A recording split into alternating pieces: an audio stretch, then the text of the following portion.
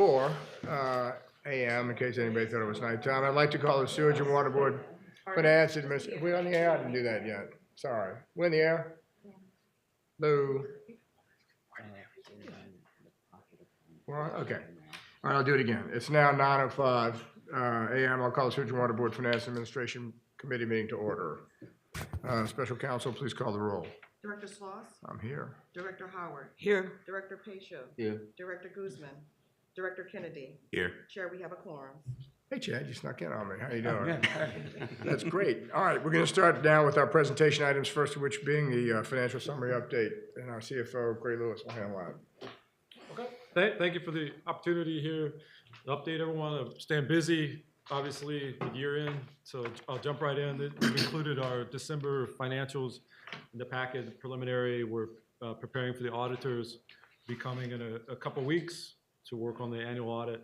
So for the month of December, our revenue is at $21.2 million, ended up $276 for the year. Other revenues, $2.9 million, and $26.2 million for the whole year. So that includes a fair share and a good bit of higher amounts for interest income. So we had the higher interest rate environment experience. Operating expenses, $35 million for the month of December, and for the year, $335.9 million, which is lower than our conservative estimates, a lot of which is a non-cash expense estimate. But it is higher than fiscal 22 expenses also through December 22, primarily in drainage and sewer. You see here in the second table does break out by system, water, sewer, and drainage. Bottom line here is, and there in the middle, the $119.4 million revenue less adjusted expenses is a little bit higher than the $116.5 million from fiscal 22. And this is the funds we utilize for debt service and to support the capital program. Next slide. In January, the very top there is the January 24 cash collections were $21.8 million, which is above our 23-year average.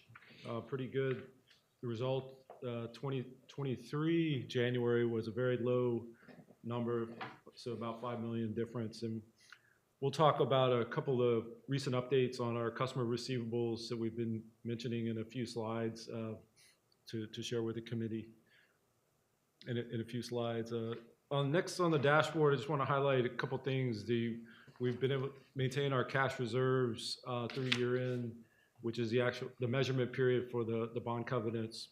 So our line 9 is our cash on hand. It's 219 days for water and 274 for sewer, well above the requirements. Our debt service coverage as well will be above the requirement based on our expenses. That's on line 11. Line 17, you'll see we're just comparing the end of the year to the end of the year last year. So line 17 is customer receivables net of allowance, $21.3 million. At the end of 22, that number was $24.4 million. And we'll be working on the estimate for doubtful accounts with the auditors here next couple months, but showing overall progress on a net basis. The uncollected ratio, which is line 20, was 3.2%. That's measured based on the last trailing 12 months. So it's gone up a little bit from the end of 22 at 2%. And this speaks to the challenge with customer past due receivables. So the two things we've been talking about were a software program called Promise Pay, which is branded with Sewage and Water Board. We're happy to say we're now in the third full week of that. It's been a good launch so far. This is a big lift for the IT department. All of our customer service people have been trained, but this allows the customers to click on a link, receive a text. If they're past due, they're getting outreach, and that's taking them to more of a customer user-friendly, modern way to click on the link and basically select the payment option, and you can choose to pay all of your debt at once. So we've been meeting weekly with the Promise Pay team, and they've reported our initial couple weeks, and it's a short time period, but it's been very favorable customer reaction. We have 814 already active plans, the average balance of $2,167. 28% of those were signed up via the text method, which is the most preferred method. 19 customers chose to just make a one-time pay everything that they owed. That catches them up. So far, it's early, but pretty good response on this program. It has additional payment features like Google Pay, so a little more modern, and it's more of a algorithm-based thing. If you owe between 0 and 500, it's gonna want you to pay like in 2 or 3 months. If you owe a greater amount, you get a little longer. But it's more of a self-selection where you're committing, and then you have a little more flexibility. So kind of the total opposite of our old payment plan arrangements, where it's just rigid. You know, here it is. Here's your date. If you miss it twice, it cancels. So we're happy with the results so far. We'll continue to update the committee. Grant, if I could, I have a question. We have customer receivables net of allowance, 21 million, greater than 60 days, 58 million. Can you just tell us quickly what the allowance policy is, the way the allowance works? The allowance is a general reserve, so after 90 days, all the gross receivables would be reserved for. So you're getting a full allowance if it's more than 90 days. And then all customers that are closed accounts, those are fully reserved. So once it ages out under accounting, in order to recover the asset, you're really not, you got to put up a reserve at that time. So that's how the allowance is estimated. So to know what total receivables are, good and bad. Total receivables, including the closed accounts, is like over 100 million. Because that's also going to include your customer receivables that are in an active dispute or investigation status, which we separate from this 57 million. Those would be ones that do not have a request for an investigation. Sorry, great. So 57 out of the 100 million? Yes. Is that, okay. Yep. It's not now, but at some point, I think it'd be useful for us to see the picture of all AR, Okay. please. Thanks. Yeah, and in a couple more slides, we'll get into breaking out the 57 million. Is that it? That is kind of a flat number. But I'll show you that in a couple slides. Just cover. Next slide is our debt obligations. We have 3 resolutions to be discussed today. We did close at the end of December on the final consent decree loan, 31.5 million for contracts that will be completed here ahead of our 2025 consent decree. And then the three new loans, one for water and one for the wastewater treatment plants, which we'll be talking about today, and then the smart metering LADEQ loan. We'll be touching on those in a few minutes. In terms of the capital improvement plan, the final appropriations for 2023, 267.9 million. So that was about 61% of the 440 million. And we talked in our December meeting, this results from some timing differences on some of the largest projects where appropriations will move into fiscal 24 with the consent decree or JIRR before the PAYGO projects that we control. Over 90% of what we wanted to appropriate, we did that, and again, are moving forward with the capital program. We'll see on the next slide our 2024 numbers. The grants continue to give payments on our grants. We got 6.5 million for JIR in the month of December. So this schedule is a change order impact schedule, and we've lined up our 2024 capital budget, and then the next 9 years is the out years in the second column. But just to highlight the 2 contracts, there was a 1.4 million change this month that Ron's going to be talking about for the foundations for the West Power Complex, and these were planned for in our contingency with our budget. And then two amounts for transmission main projects, which is under this line 7, contract 2156 and 2155. for a little less than $1 million. So those are funded through the FEMA grant that's capped at a certain amount. So there's ongoing discussions that we've talked about with the city and FEMA as to how the JIR program will continue with hopefully additional FEMA dollars. But other than that, there was really no other significant change orders during this month. On the customer experience side, just the stats in January have trended up in terms of volume and a lower call wait time there in January, minute 58 seconds, shown on there at the bottom. And next on the couple of the standard graphs I've just included for your information. I guess I do want to highlight on total bills for the month were 121,491, so a bit lower than we normally see. But as we look across a 12-month period, and this is actually the first full year where we had the outsourced bill print and delivery, we have seen some improvements in the overall consistency once we've gotten into that program. So this is a continued focus area for this fiscal 24. This is just payments and collections and our total past due. I guess the last couple things I want to highlight is this is a schedule we typically have looked at. The 57.6 million was up from November about 4%, 2.2 million. And on the next slide, we're going to break this out and show you by categories. With the average days to complete investigations was down slightly, 95 from 99, and total accounts of dispute was also down slightly to 4,349.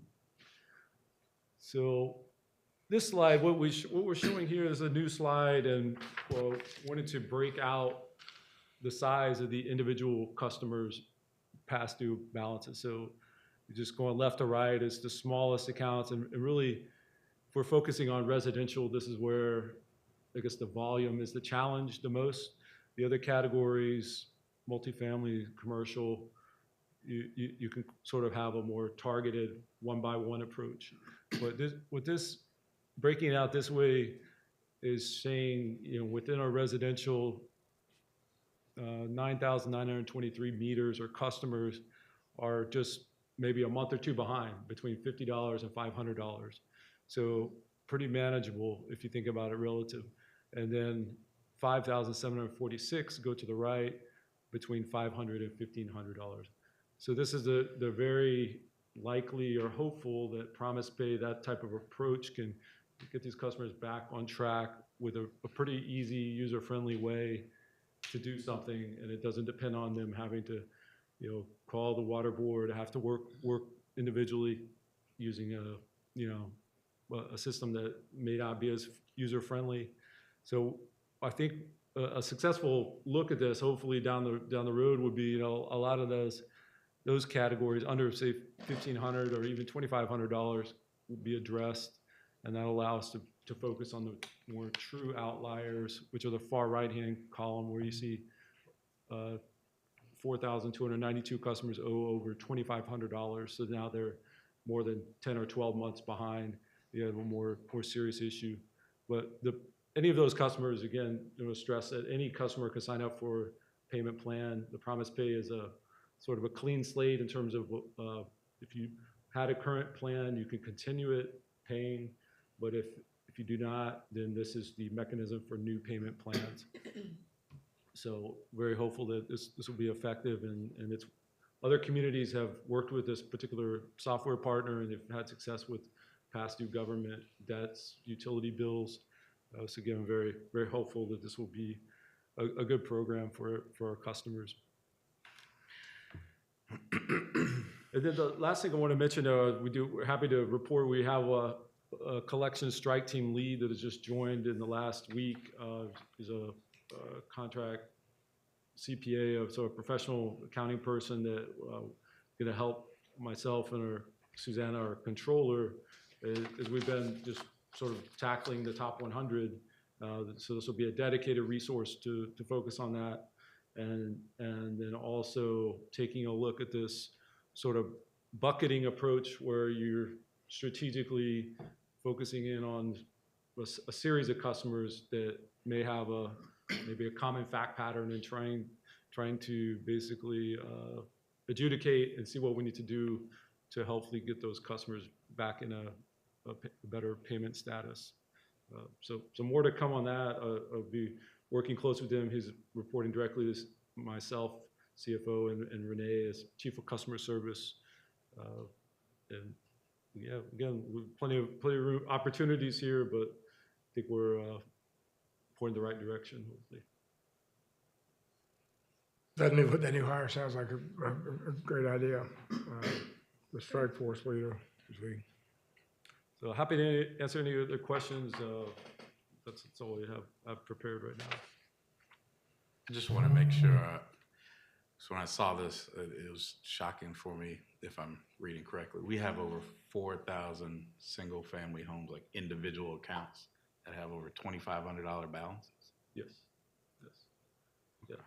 Yeah, it's been a consistent, very high number dating back to the turn-off moratoriums and throughout the pandemic. So yeah, very, very high. And one prior to that, actually. Right. Yeah. So this trend started before that, before the. Yeah, 2018, going back several years. We had a flood in August and a freeze in February. Didn't go, and we didn't shut off. Once you get behind, it's tough. Yeah, that's a large. This is really helpful, the breakdown. What's that, Jenna? I said the breakdown is very helpful. It is. Great. Yeah, and I agree. It is Yeah. a lot of residentials and big balance. Well, great. Thanks very much. There's no other discussion. Good report, and I do think that's helpful and also shocking. Next, we are going to hear about the wastewater treatment amendment from Ann Wilson, our Chief of Environmental Affairs. And why don't you come up here and Okay. probably easier for us to tag team. Okay. And as Anne makes her way sitting down, I just want to maybe provide maybe a better context to what this presentation is designed to do. So this presentation is meant to help us bring more perspective and appreciation to a resolution that will be in front of you shortly on the agenda. And the best way to describe this is, it's a decision that was driven by circumstance that started with Ida, that caused a lot of damage to our East Bank wastewater treatment plant.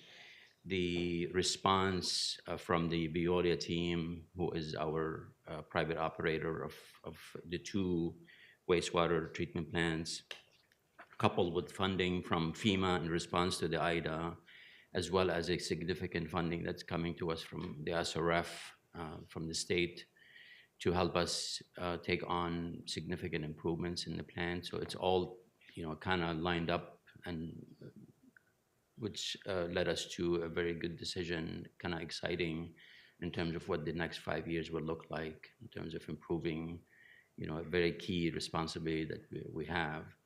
It's sometimes kind of funny to say I'm excited about our wastewater treatment plant, but I am where we're heading. So it's kind of always behind the scenes. We take it for granted, but I think you're going to be very excited to see what's in store for us. So with that, Ann. Okay. And I'd like to mention that we have two representatives from Veolia Water with us today. Brian Bruce is the president of the Central Region, and Dejan Branch is our Director of Operation and he is housed at the East Bank wastewater treatment plant and oversees East Bank and West Bank plant. So this is definitely a team effort on the part of SWMNO and Veolia North America.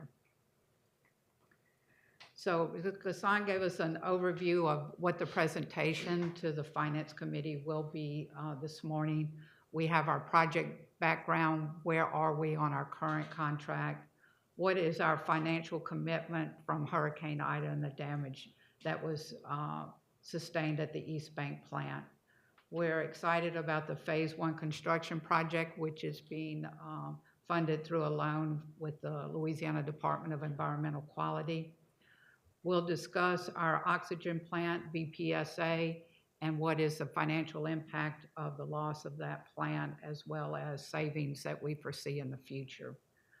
Our next item will be the Hubgrade system.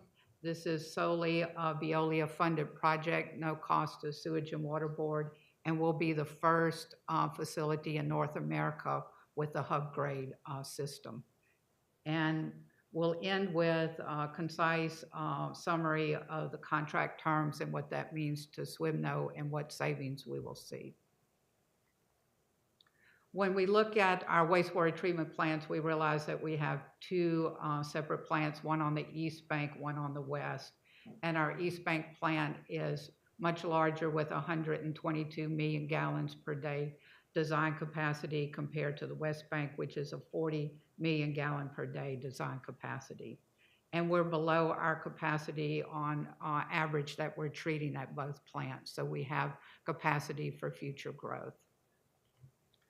In 2014, that is when our current contract was awarded 9 years ago, and that was through a competitive bid process where we had requests for proposals, and a committee scored the proposals and negotiated the contract that we're under now, which is a 10-year contract with 10 one-year term renewal options. Our current contract is scheduled to end December 31st of this year. SWMNO began in 2022 developing specifications so we could solicit proposals for the operation of the wastewater treatment plant. But things changed in 2022 when we began that preparation of bid specs, and that's what we want to present to the committee this morning, to see what has changed and why we halted that bid process and requesting an extension of the current agreement for 5 years with 2 one-year renewal options. Meaning 7 years total? Could be 7 years total, could be, Right. but the other 2 are optional. Why is it worded as 5 one-year renewals in Yeah. the proposed 5-year, we're asking for resolution refers to 5 1-year, that they're exercising 5 one-year extensions, which seemed strange.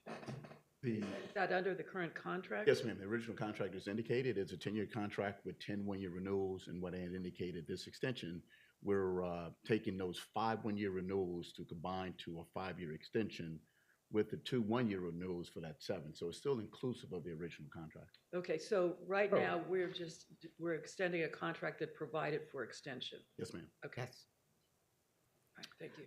In the 5 years, we do it in the 5 years as opposed to the 1 year because of the investment that we've had. Yeah, no, I understand that. I just didn't Okay. understand why it said 5 one-year Okay. renewals as opposed to 1 5-year renewal. yeah.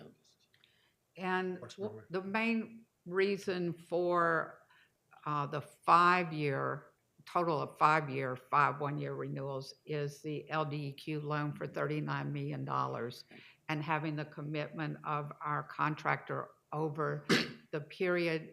We estimate it will take 3 years of construction to complete the projects. Then we also need 2 years in order to document the savings. What are we saving with chemical cost, electric cost, also compliance issues, so that when we do solicit proposals from other vendors, they will know the true risk based on these improvements that have been made to the plant. And we will be able to get the best price and the best proposal because our vendors will know where is the current status of the plant. Not only did we look at the current condition of the plant, we had started that project in early 2021 with Veolia, CDM Smith, and SWMNO leading a robust review of conditions at the treatment plant. The photos on the left are after Hurricane Katrina in 2005. And 16 years to the date and the landfall of Hurricane Ida, this was the condition of the plant a few days later when we lost the emergency backup generator, the 4 meg generator, failed due to the cooling system being damaged during the hurricane force winds. So the flooding that we saw during Hurricane Katrina was storm surge. The flooding we saw during Hurricane Ida was we lost power, lost a backup generator. We couldn't operate the effluent pumps, and we had overflow of incoming wastewater into the plant. We sustained over $14 million worth of damage. We were able, with our partner Veolia, they brought in expertise from around the country, dewater the plant, and we were back online within 2 weeks of dewatering the plant with only 1 permit violation. So the quick turnaround and compliance. But we still move forward. This caused us to increase our pace for looking at an overall plan for upgrading both the East and West Bank plants. Have we done something about the generator vulnerability? Pardon? Have we addressed the generator vulnerability? Yes, we have Assuming we have. hardened it for wind damage, and we're also looking at installing another backup generator that can do key elements of the plant, not run the plant fully, but operate those effluent pumps. Mhm. And we're also with our, this is our phase 1, but when we go to phase 2, raising transformers, doing other things to harden the plant. And we're also in line to get hazard mitigation dollars from FEMA. We're working with them and our projects that are on our list to do more improvements at the plant. Is there a timeline to receive those funds? We're still in negotiation with FEMA on the list of projects and setting priorities. So we haven't gotten their full commitment yet. So, but these are the projects that we plan to do with the $39 million low-interest loan from the Clean Water State Revolving Fund. On the West Bank, we're going to rehab 4 of the 8 clarifiers, upgrade our north return activated sludge pump station, put in new solids handling facilities, and this is a critical one, is a new liquid sludge and septage receiving facility. Right now, we receive septage from septage waste haulers on a very small scale, and we also take the sludge from the West Bank plant and process it. But we have capacity in our fluidized bed incinerator to burn even more sludge and solids that we would take in from septage. By having an enhanced facility, we can expand what we take in. This could be a revenue source, would be a revenue source for the board. But our limiting factor is the physical taking in of this material, holding it until we can process it through the incinerator. On our West Bank, we have improvements to the headworks, rehabbing a trickling filter, updating SCADA, updating our disinfection system, again, upgrading our solids handling, and various piping and valving pumps that need to be upgraded and replaced at the West Bank.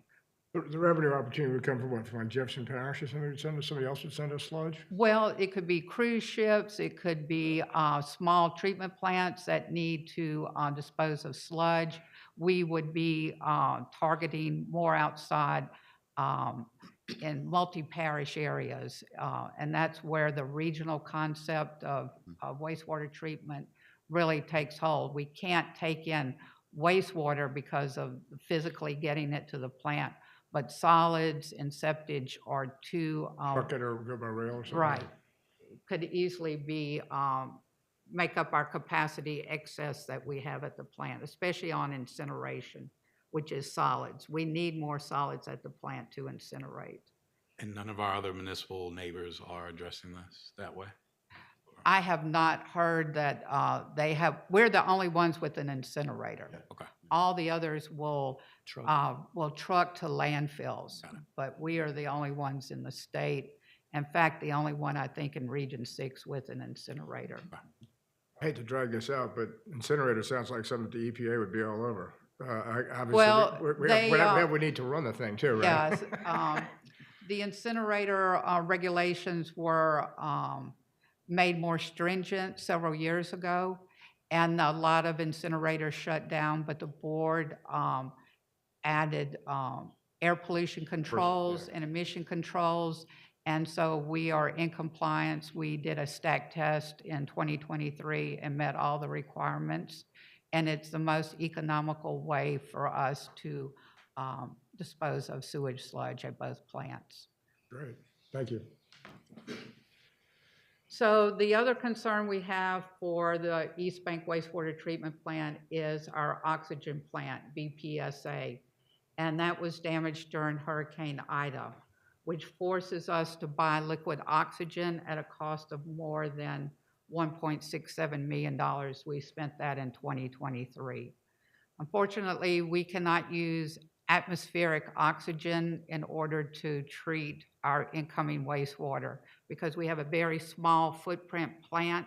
We need higher concentration, pure oxygen that we can introduce in our bioreactor trains to reduce the organic material in the wastewater as well as total suspended solids. Bacteria needs oxygen in order to do the job. So plants with larger footprints can use atmospheric oxygen and use blowers and surface mixers, but we're dependent on an oxygen source. We used to produce our own oxygen until 2021, and we're now spending $1.7 million for oxygen.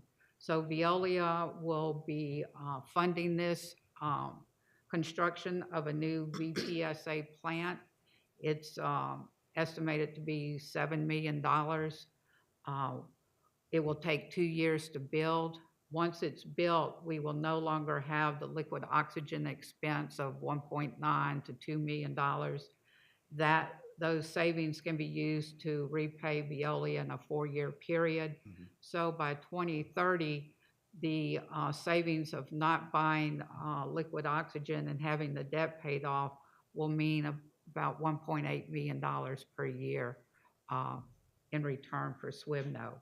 Now recall that we have contacted FEMA for the damage to the oxygen plant, and we're waiting for their figure on reimbursement. If we get enough funding, we could either pay off the entire amount, or if they come back with less, we could move that timeline to the left and see the locked savings sooner than 2029. We're still in negotiation with FEMA right now.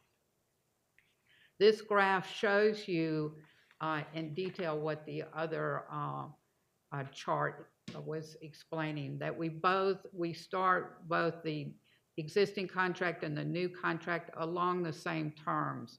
The existing contract in blue and gold for the new contract.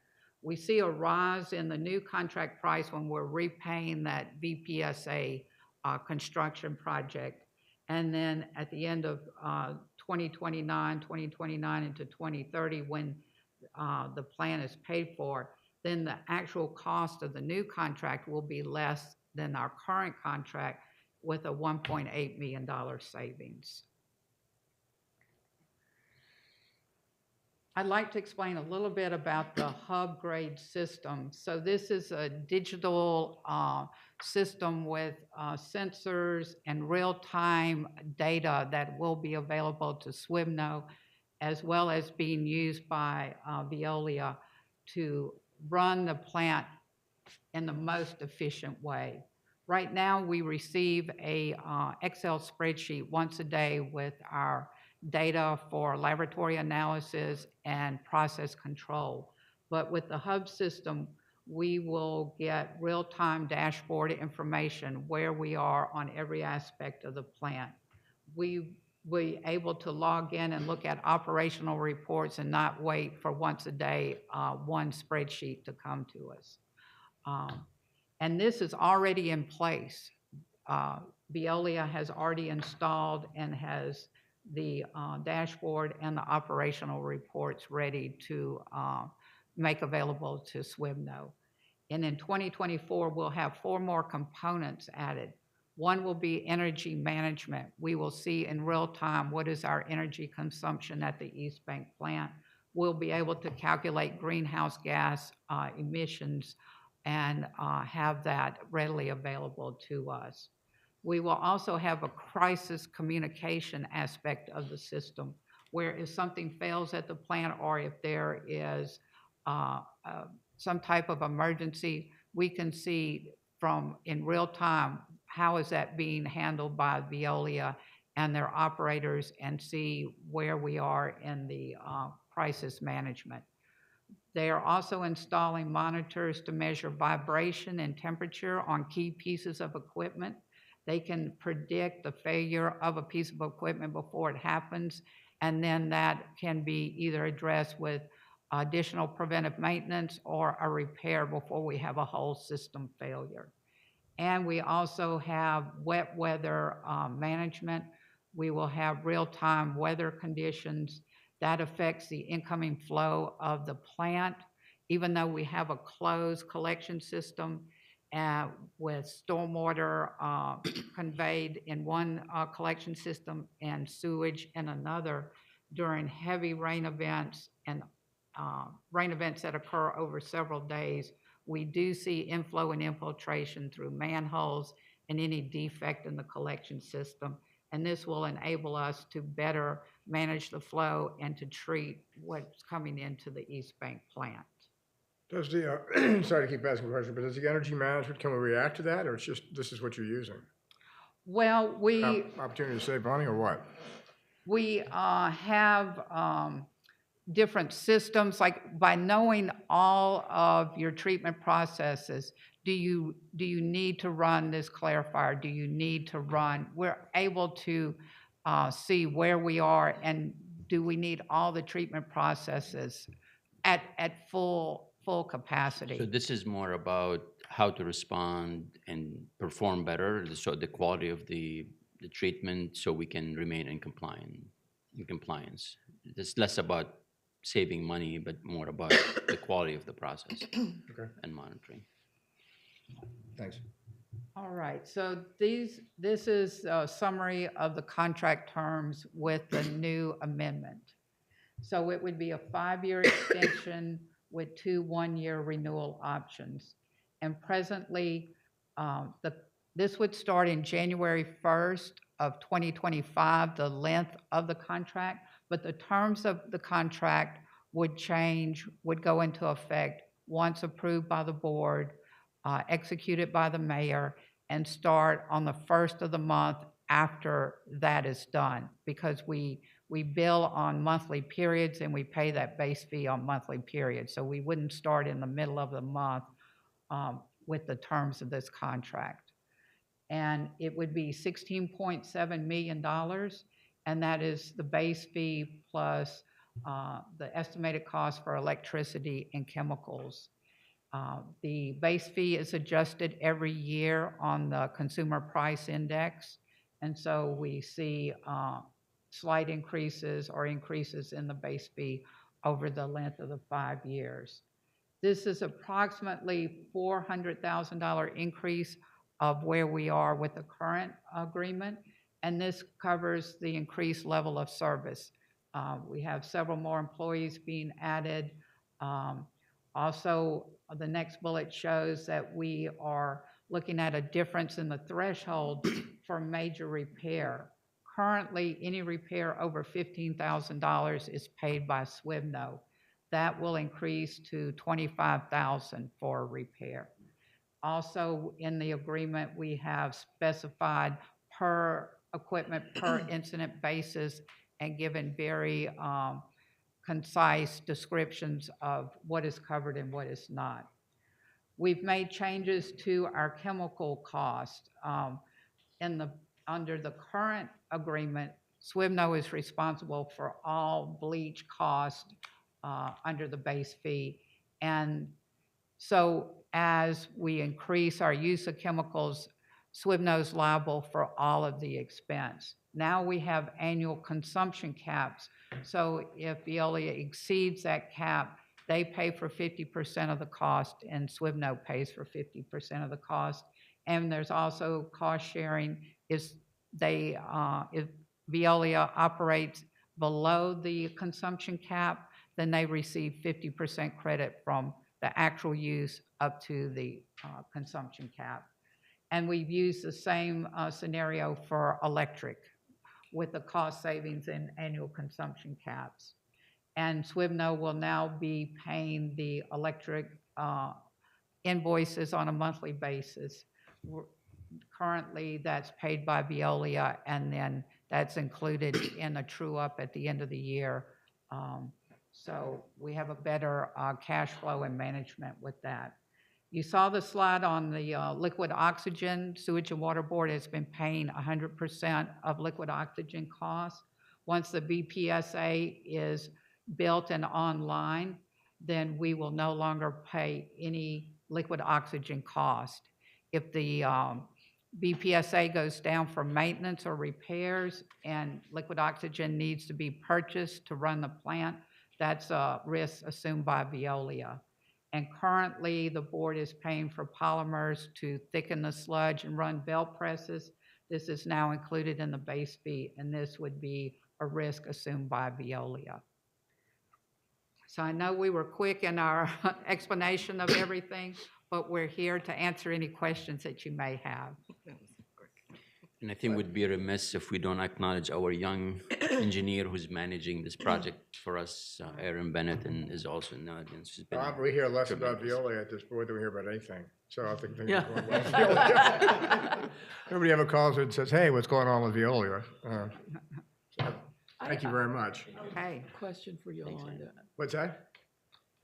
You know, they have that provision in the city charter about outsourcing management. How do we This preceded This that. proceed? So this is Yes. grandfathered, okay. Yes. All right. Good I had a question. question, actually, well, I'll ask it another time. I had a Um, question. Go ahead, Chad, you got something? So my understanding is, so they were awarded initially 5 and 5, right? With 5 one-year options?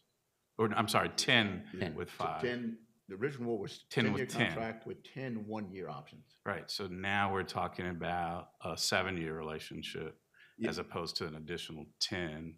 And so I'm just curious about the thought process around, why not the full 5 and the 5? If the original awarding was Yeah. for Well, 10 and one as Ann year. indicated, the extension for 5 is really to take us through this critical That- period with the capital right. improvement program of $39 million, so that 3.5 years of construction period, and that year and a half or 2 relative to commissioning, collecting that data. And the intent at this point, Sure. after the 5 years, everything works out, is to put another RFP Okay, at that that point. 5-year term for everyone to bid. And then what happens, you have a better product, better data to bid on to manage that plan. That makes sense. Yeah. So is is part of the amendment reducing the renewal terms of the contract then?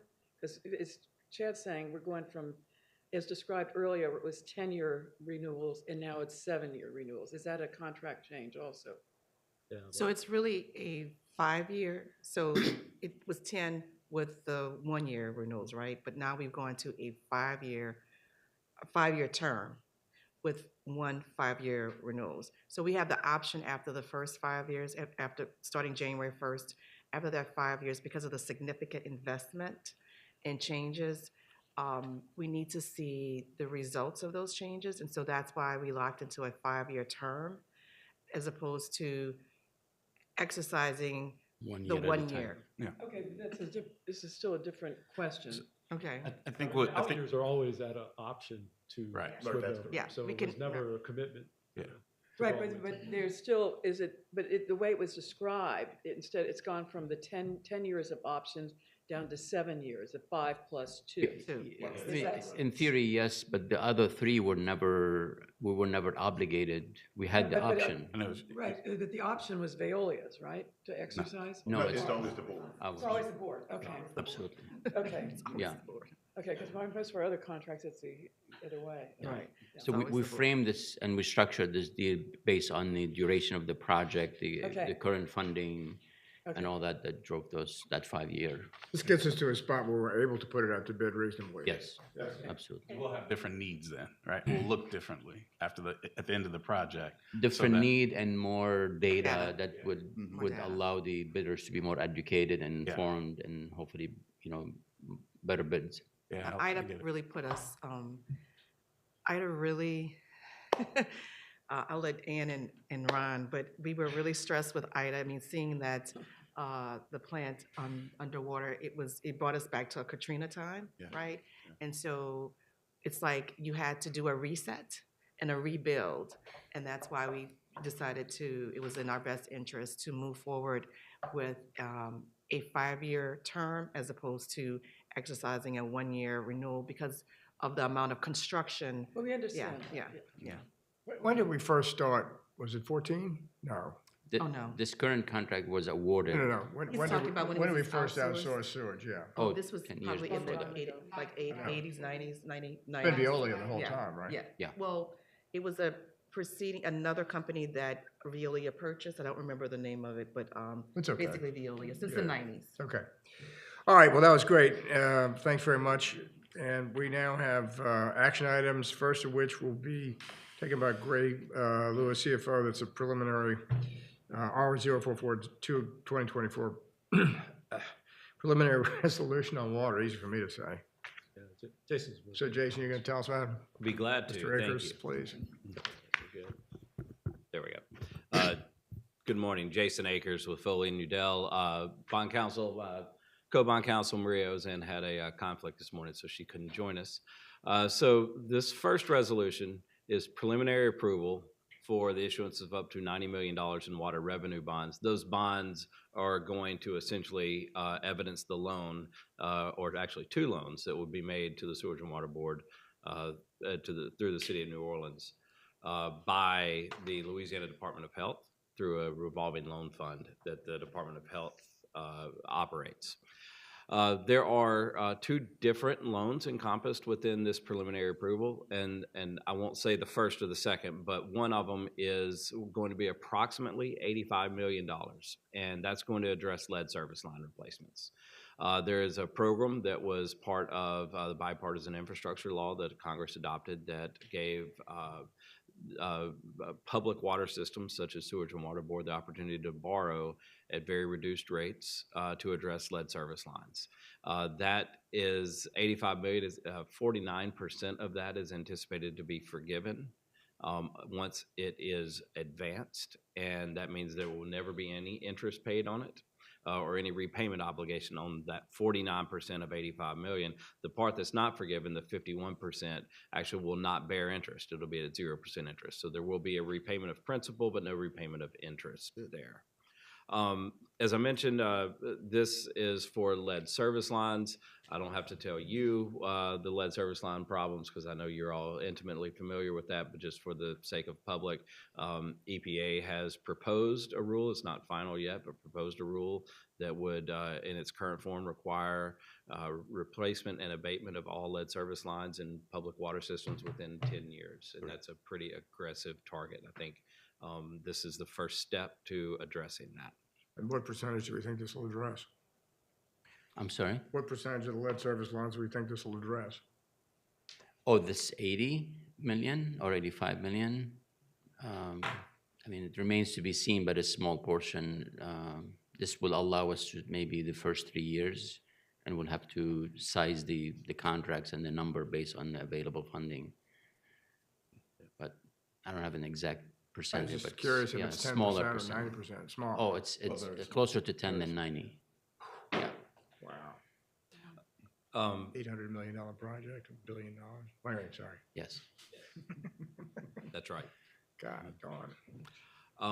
So this is, since it's a relatively new program federally and through the state, there's still some details being worked out, but this is preliminary approval. So as you recall in the past when we've done bond approvals, we have to start off here for first approval, then it goes to City Council and Board of Liquidation, and then it goes to State Bond Commission. And that's just a preliminary approval process. And once we get through those, it comes back to back to you as a committee, and then to the board, and then back to city council, then back to board of liquidation, and then we close. So there is a process that we have to go through here. This is the beginning of that process. Grady, just to address something that you asked me right before, we do not have a commitment in hand for this, but LDH actually operates a little bit differently than DEQ, where they don't give a true commitment in advance. They just acknowledge that you have made the application and you are in the queue for funding. So you have been acknowledged, and that's the best I can say at this point. So that's the 85 million. 5 million that makes up the remaining of the 90 is for the is for the metering project. And so there's we'll talk about meters in a second, and there's other funds available for meters. But since the meters are critical for determining water rates and sewer rates, we can pay for meters out of those sources of funds. Just to kind of finish out my list on this one, this will be paid solely and exclusively out of water revenues, not out of sewer revenues, not out of drainage funds or anything else. It's just solely out of water revenues. That's the expectation of Department of Health. That's the expectation of the citizens as well. So I'm happy to answer questions on that. First, that single resolution that encompasses those preliminary approval of those two loans. So do we want to go ahead and have a motion to approve Resolution R044 2024 preliminary approval for the water revenue bonds? So moved. Second. It's been moved and properly seconded. All in favor, so signify by saying aye, please. Aye. Any opposed? Do we have to sign anything on this? No, not until the final approval, right? Okay, thanks. Advances it to the board. All right, that now brings us to R045 2024, the 10th supplemental resolution. Okay, so this is a final approval of sewer revenue bonds that are going to evidence a loan to be made to SWEPNO and the City of New Orleans by the Department of Environmental Quality, Louisiana Department of Environmental Quality, through the revolving loan fund that it operates. And this is kind of the standard DEQ loan. This will be, I believe, the fourth one or fifth one, I lose track, but fourth or fifth one that you've done in the last 5 years. They are a fixed 0.95% interest rate.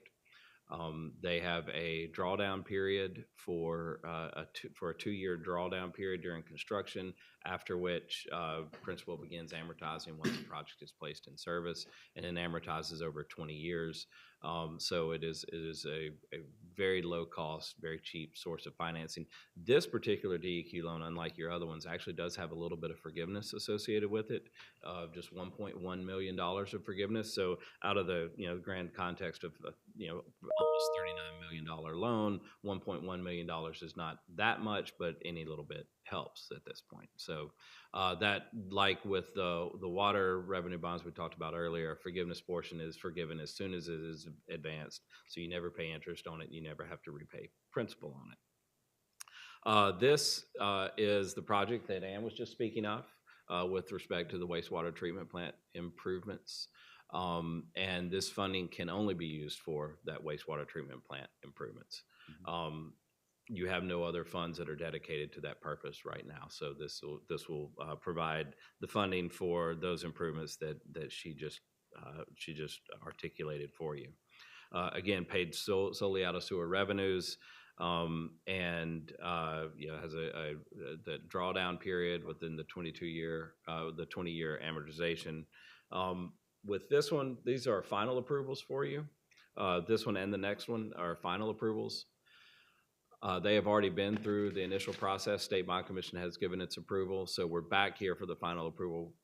We anticipate with your advancing today to the board and the board's adoption next week, then we will be in front of City Council. We're targeting March 21st, and we're working with Renee, Chief of Staff, on getting there for the March 21st council meeting, and there's a March 20 board of liquidation meeting that we're targeting. And those will be our final approvals, and that'll have us set up ready for closing by the end of June, which is our deadline for closing under this DEQ program.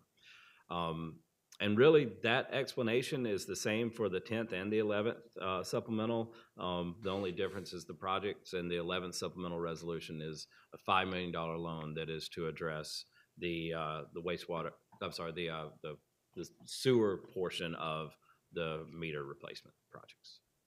So we need to separate this. individual, yes. Yeah, okay, so, may I have a motion to approve R 045-2024 10 supplemental sewage service revenue bond resolution authorizing the issuance of sewage service revenue bond series 2024A. So moved. Second. Move properly seconded, all in favor, please so signify by saying aye. Aye. Any opposed? Motion carries. May we have a motion to approve resolutions R 046-2024, the 11th supplemental sewage service revenue bond resolution authorizing the issuance of sewage service revenue bond series 2024B. So moved. Second. Move properly seconded, all in favor, please so signify by saying aye. Aye. Aye. Any opposed? No. Thank you very much. Thank Well you. done, Jason.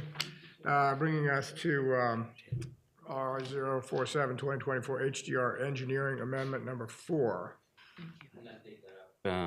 Mr. Chairman, Grace had to be in City Hall for another committee meeting. She would have loved to be here, obviously, to talk about this. And as you know, we brought HDR on as an extension of our team to help us with improving our communications practices. And I know that we've gone a long way with that team in terms of branding, managing the lead service lines, smart meters, the salt wedge, and a variety of other options. So this resolution will allow us to exercise our option to extend the contract one more year with the idea that we will go through an RFP process for the following year. So Go to what? and a new RFP process. Oh, okay. And have a selection process after this one. Why are we doing it this year, next year instead of this year? Is there a reason? Again, they've done a very good job for us.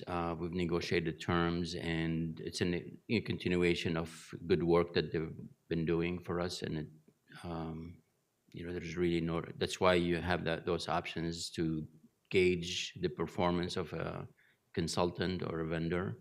And if they do a good job, and you come to good terms, you continue, and if not, you have the option to terminate. So. Okay.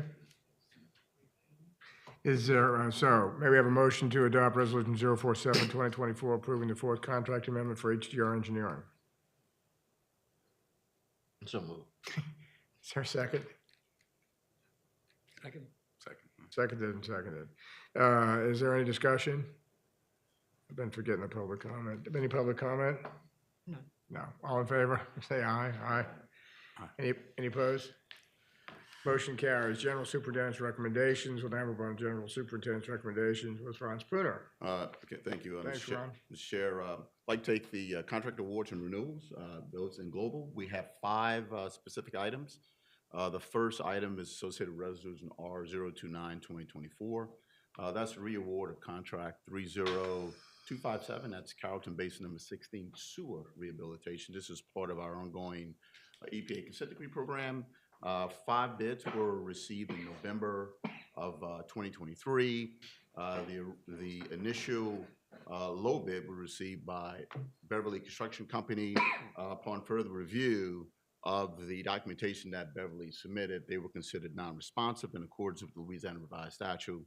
The Beverly Construction Company was notified that their award was rescinded, and the second lowest responsive bidder was determined to be Wallace E. Drennan in the amount of a little more than $11.5 million. And the GSO's office is recommending the award of contract 30257 to Wallace E. Drennan. I had a question about that. Yes. What is 38:2212-3A? What does that say? I will refer that to legal. I can't. Well, they were non-responsive because they didn't. Oh, that's a public bid law. Public bid law. There was a form they did not properly sign that was submitted with their bid. That's it? It's very public bid law. It's very, Correct. very stringent, and if you do not comply with the requirements, you're deemed non-responsive. Right. And I would say not just sign, they did not fill in the proper documentation associated with that bid form. Is there an opportunity to remedy it? I know it's passed now. Did they have an opportunity to remedy that, or were they just tossed? No. Okay. Public bid law is very specific. Gotcha. What'd you say? Public bid law is very specific and it's mandated. Okay. Not discretionary, you have no discretion.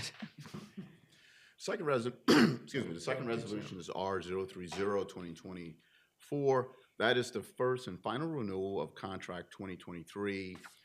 That's furnishing sodium hypochlorite to our Algiers water plant and Carrollton water plant facilities. This is chemicals used within our water treatment process.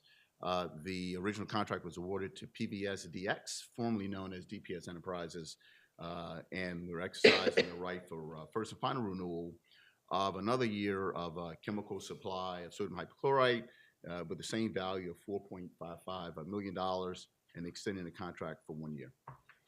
Third resolution, the third contract resolution associated with Resolution R033, that is contract 30235, Carrollton Basin number 5 sewer rehabilitation contract.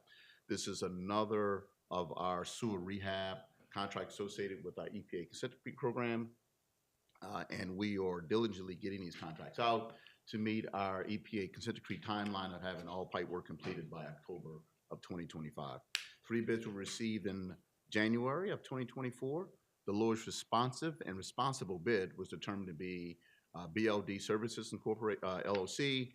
Total base bid a little more than $8.7 million. And the GSO is recommending award of this contract to BLD. The fourth award is associated with contract 30260. That is also a consent decree project.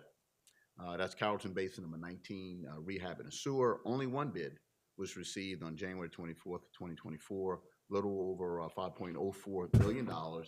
It was also determined that the 1 bid that was received, excuse me, was acceptable to proceed with this award due to 0 FEMA dollars associated with this. And also we are required to meet that timeline of October 25, which is quite tight. So GSO's office is recommending the award of this contract 30260 to Hard Rock Construction Company. And the last contract award and renewal is associated with second renewal of contract 30244. This is our ongoing contract we use to help with our maintenance department, and that's cleaning and CCTV inspection of sanitary sewer mains at scattered sites within Orleans Parish.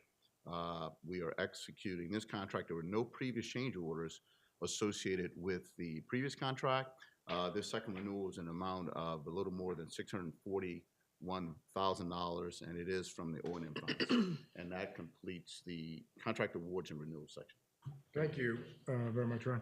So may we have a motion to approve contract award resolutions R029-2024, R030-2024, R033-2024, R034-2024, and R035-2024. Is there a motion?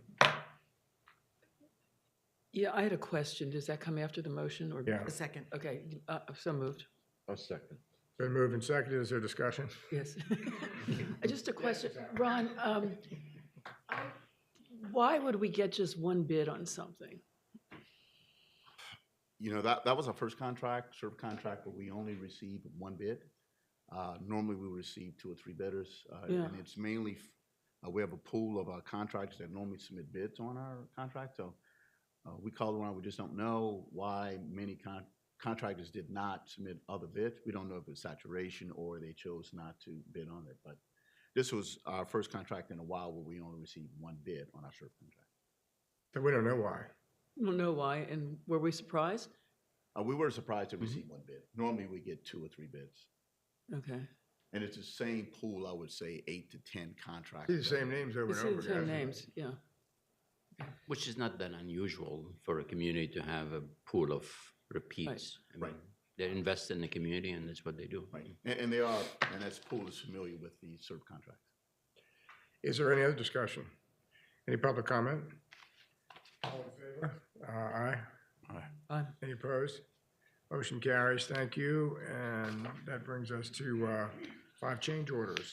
Yes, these are, I'd like to take the 5 change orders in global. They are all ratifications. The first one is change order associated with Resolution R022-2024, that's ratification. Change order number 3 for contract 2155, that's our transmission water main contract that the board, that we actually administer that contract and associated with our FEMA program. This change order number 3 is associated with fuel change orders number 11 through 15, increasing the contract value by a little more than $396,000. We're adding 0 days to the contract, and in essence, we're actually closing out this contract. All the work is complete. General Superintendent's Office is requesting acceptance of this ratification, number 3. The second ratification is Resolution R-023-2024. That is also a ratification of change order number 2 to contract 2156, another of one of our water main transmission replacement contracts. That's for our Grape Street, Eden, Dupree Street project limits. The work is complete.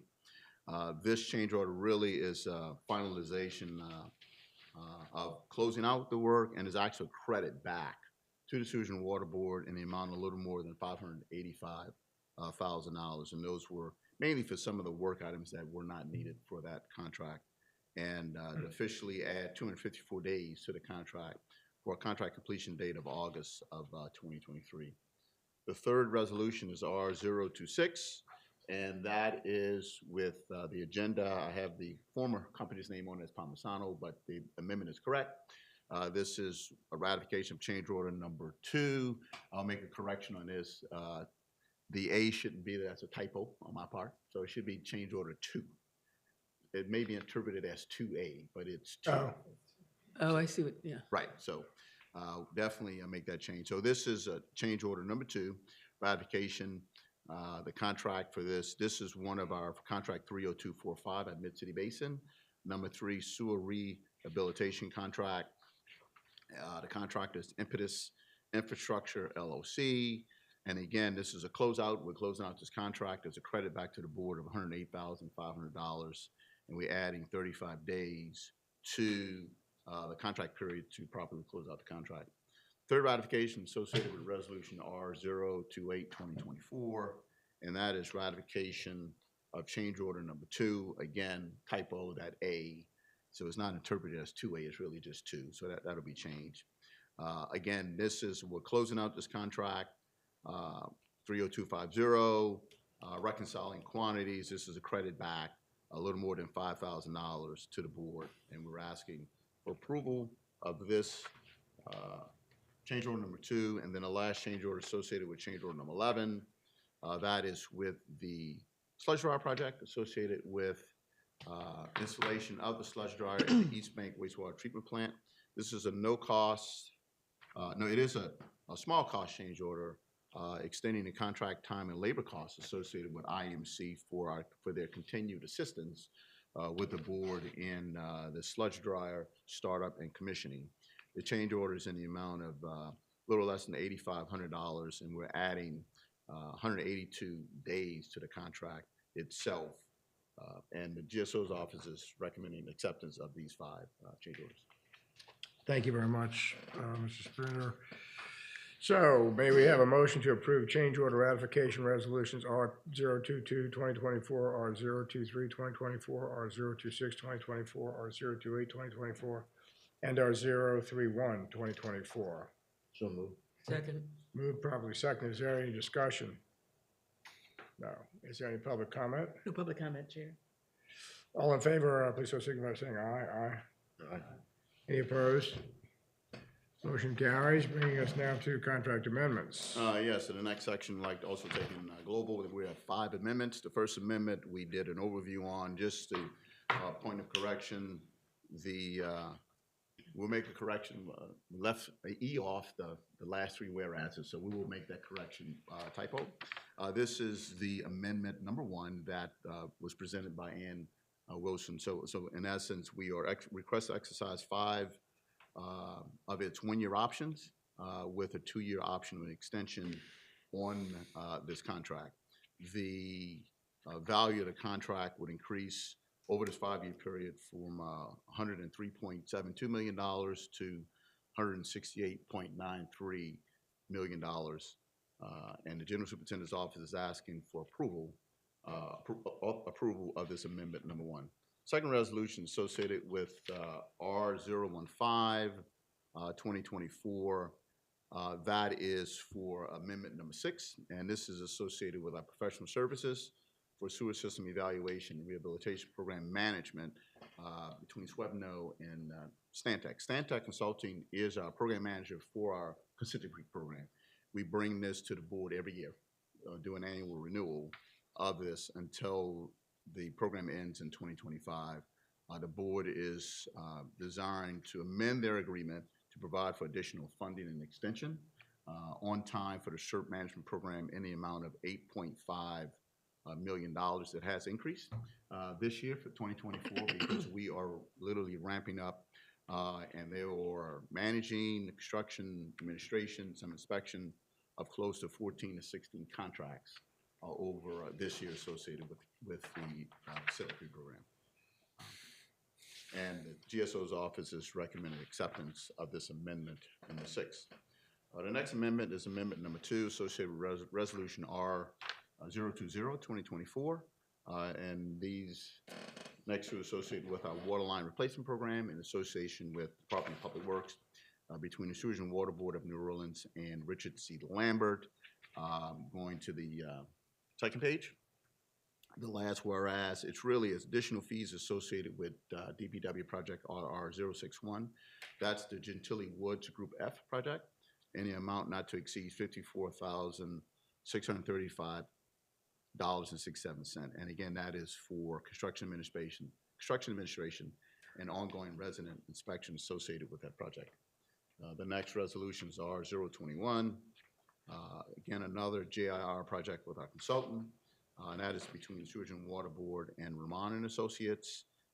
Going to the second page, that amendment 10 is to negotiation of fees associated with Fillmore North Group C neighborhood, as well as the Lake Terrace and Oaks Group B and C neighborhoods.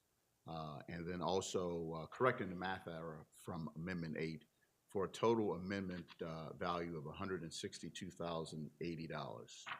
And the last amendment is associated with resolution R020, 2024. That is contract amendment number 5 between the Sewage and Water Board and Veolia North America.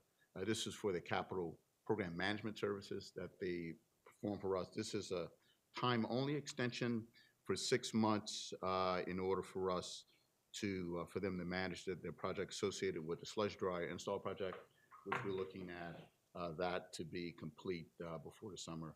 And that completes the contract amendment section. What was that last resolution number? Yeah, I think you said 020, I'm so sorry. It should be 032. 032. 2024. Thank you for the correction. Good ear. May we have a motion to approve contract amendment resolution 004 2024, 015 2024, 020 2024, 021 2024, and 032 2024. So moved. Second. Moved and seconded. Is there any discussion? No. Is there any public comment? No public comment, Chair. All in favor, please signify by saying aye. Aye. Aye. Any opposed?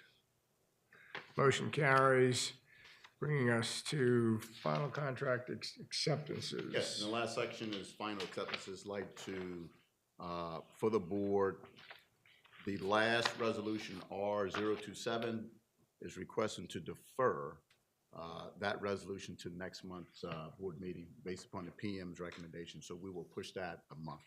We will like to take in global with the two. Excuse me, so let's, if we're going to defer resolution 006, 2024, we should take that motion. No, 027, 2024. Okay, so we're going to last one. defer that one? Yes. Okay. 027, 2024.